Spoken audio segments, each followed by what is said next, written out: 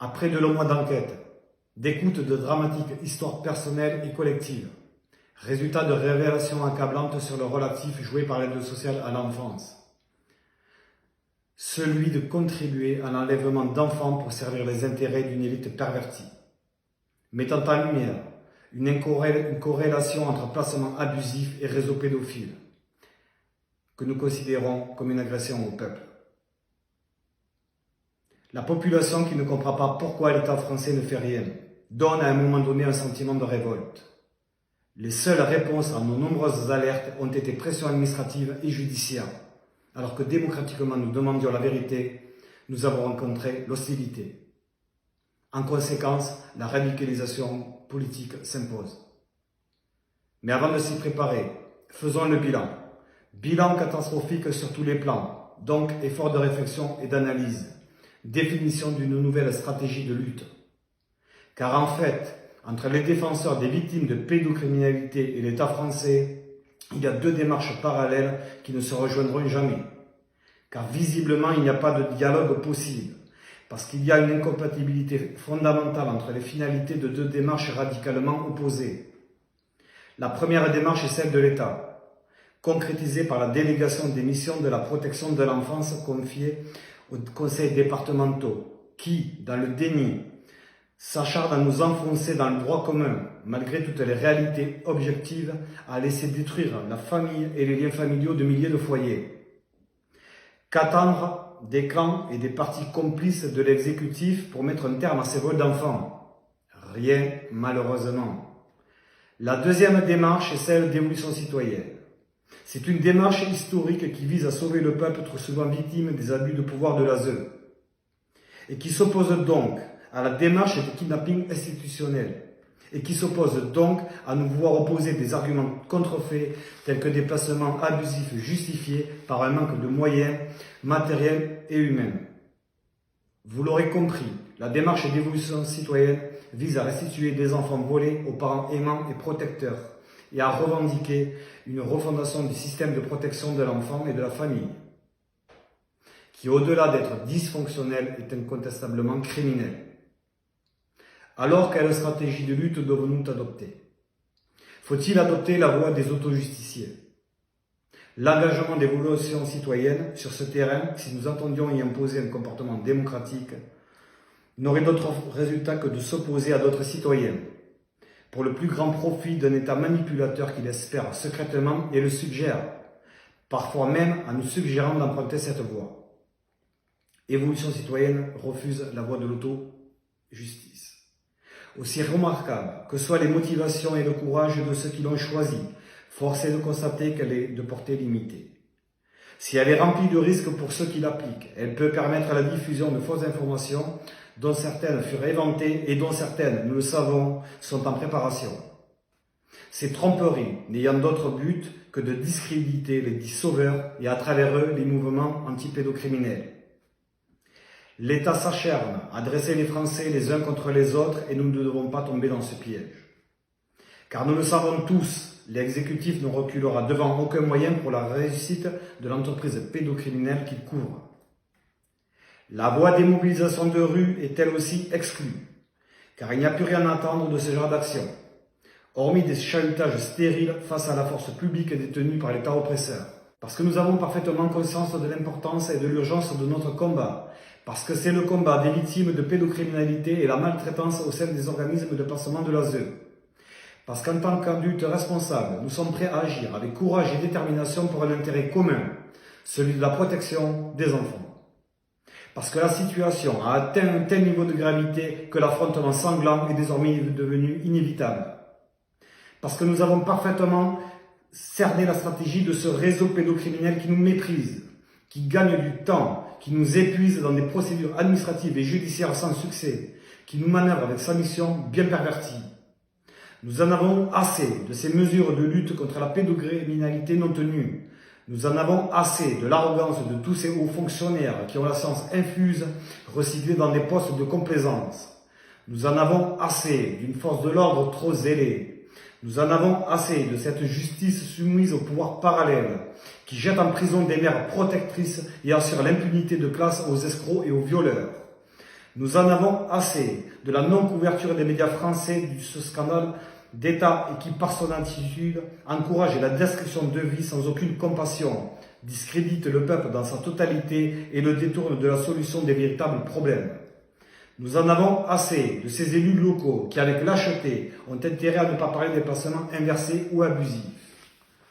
Nous en avons assez de la complicité passive des cadres du travail social, de leur manque de discernement, de leur incompréhension générale des intérêts qu'ils servent. Nous en avons assez de leur je m'en foutisme profond quant à la souffrance des familles. Nous en avons assez de leur mépris qui est une insulte permanente à la dignité des parents.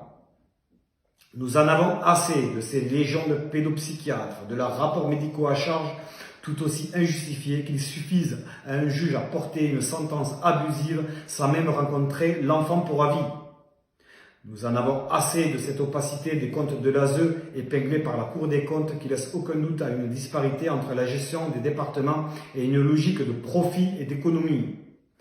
Nous en avons assez de ces prestataires privés qui, hors de tout contrôle sérieux, se voient confier une mission de protection de l'enfance pour laquelle ces organismes localement puissants sont grassement rémunérés.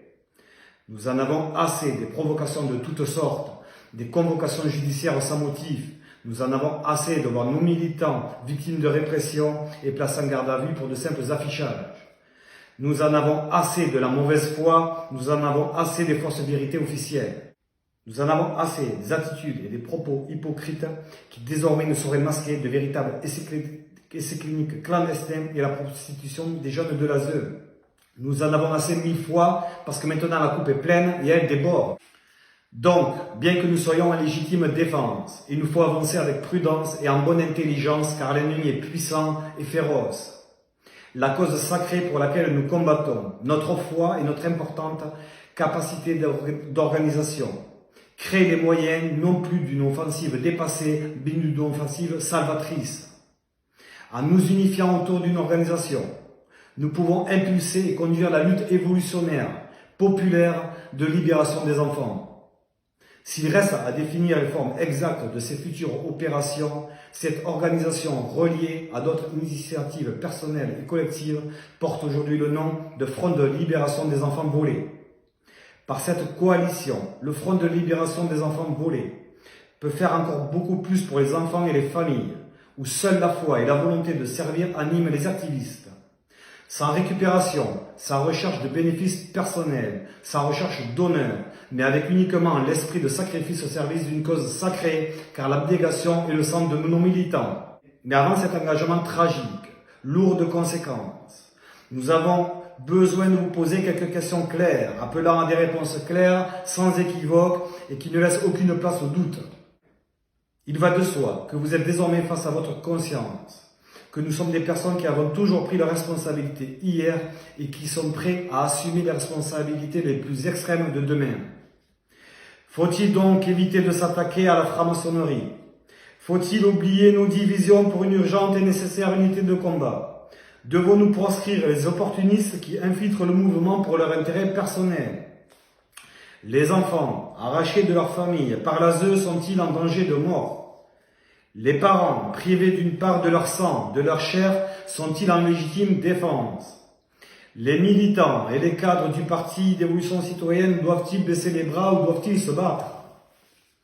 Pouvons-nous utiliser de façon responsable, réfléchie, mais déterminée, tous les moyens qui impliquent cette légitime défense? Et question de confiance, question capitale, êtes-vous prêts à assumer la lutte dure, peut-être même illégale, à nos côtés?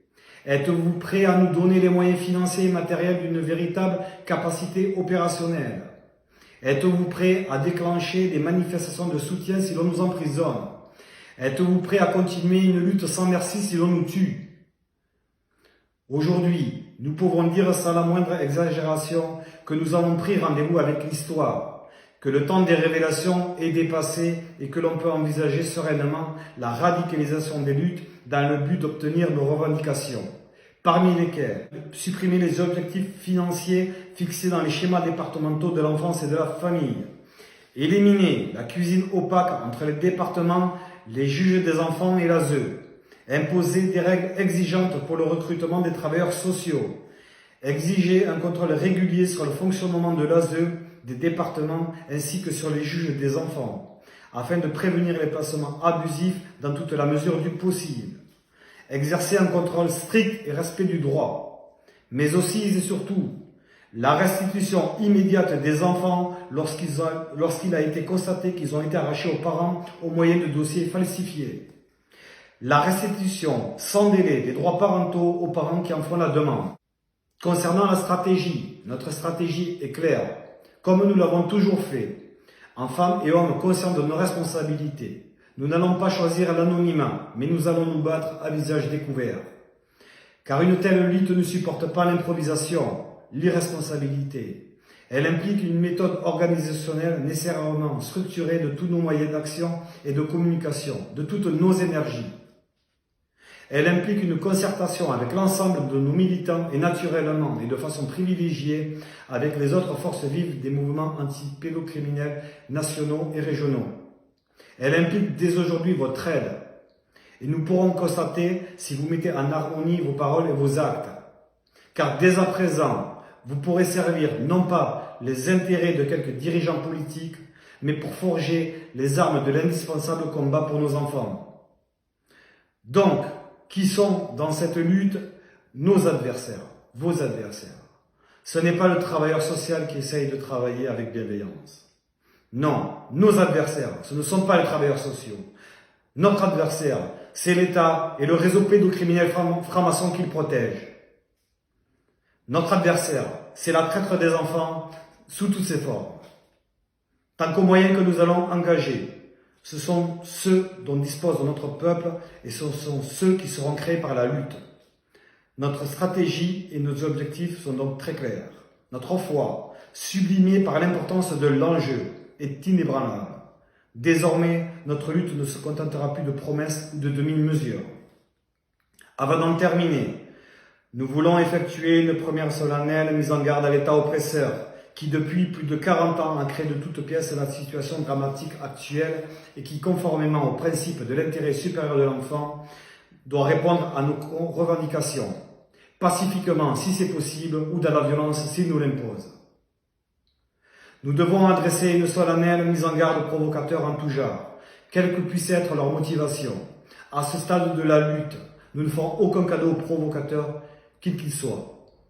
Nous devons adresser une solennelle mise en garde aux pseudo-résistants de l'opposition contrôlée, qui ont désormais mélangé leurs plaintes, mangé leur pain blanc, ainsi qu'à leur arme de paille.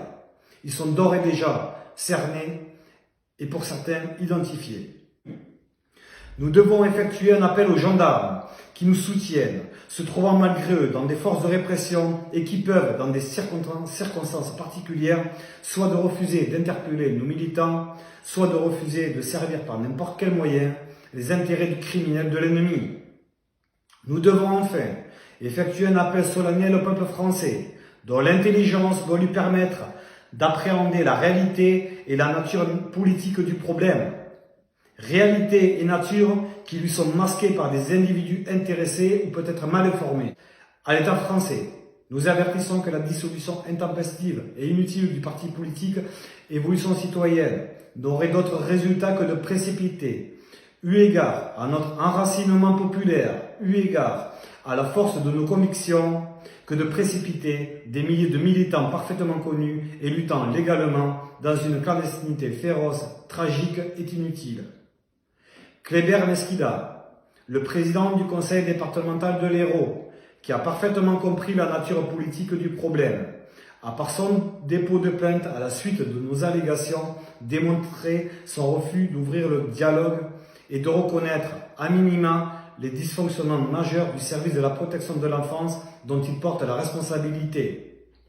Fermant ainsi, par des manœuvres politico-judiciaires douteuses, la porte à la voie légale pour une revendication légale.